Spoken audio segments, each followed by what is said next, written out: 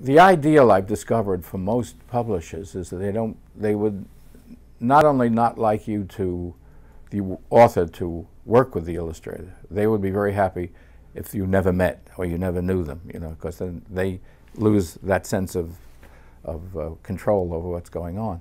Again, growing up in the architectural profession, almost all the work on a design problem is collaborative. You work with people. You get together and talk about it. You criticize each other. And the criticism from a design point of view is never the same as if you're talking about writing, which many people take very personally, and there's a reason for that, I guess, and don't like to hear things, like that. So quite often there are conflicts that arise from that. I don't ever want to tell an illustrator what to do. I don't think you can. But what I do want is the illustrator to know where I came from with the story, so what the spirit of that is and what I was trying to do in the story. Then they're on their own. They can do it in any way they want, and it's a difficult thing to try to get to. I was lucky in the sense that when The Phantom Tollbooth was written, I was sharing an apartment with Jules Feiffer in Brooklyn Heights. He was on the one floor, I was on the next floor up. And we got together and he looked at what I was doing and disappeared and came back with these unbelievable drawings. And when we went in with the story, excuse me, there we were. Here was the story, here were the pictures. And there was no way you could say no to that because they both worked very, very well, and they worked well together. The second book I did, I was the only one I did the illustrations such as they were, which was the dot and the line. And I had great fun doing it. And again, they were inseparable. You couldn't take that apart. And the third book I did, Albrecht the Wise, was interesting because I did 3 short stories which were very much influenced. And I wanted to do stories that were set in medieval times because I love medieval architecture and the medieval cities and things like that. And I began writing on it, and I just loved the sense. There were books called Books of Days that are published that show daily life in medieval times. And I really wanted to get the sense of that woven into the story also.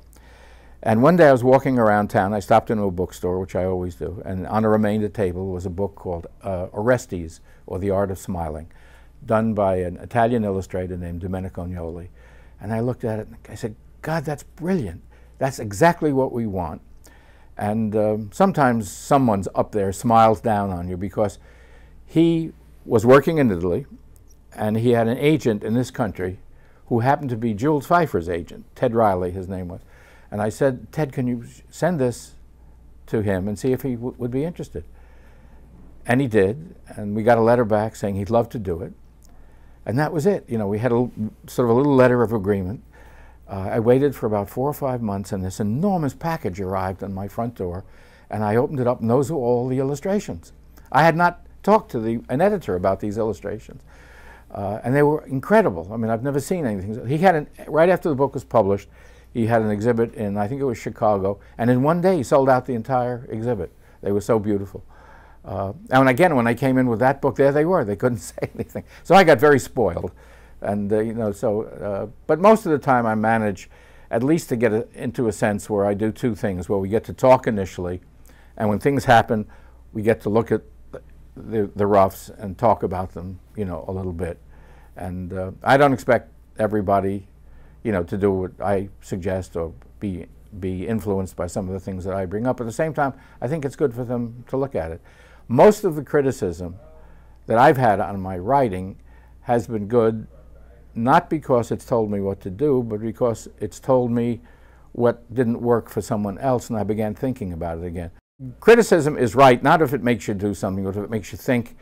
And right now, with the editor we have, who's a wonderful editor, Michael DiCaprio at Scholastic, he said to me once, he said, when I write you something, he said, what comes back is not what you had and not what I expect, but something completely different. And that's the way it should work, I think.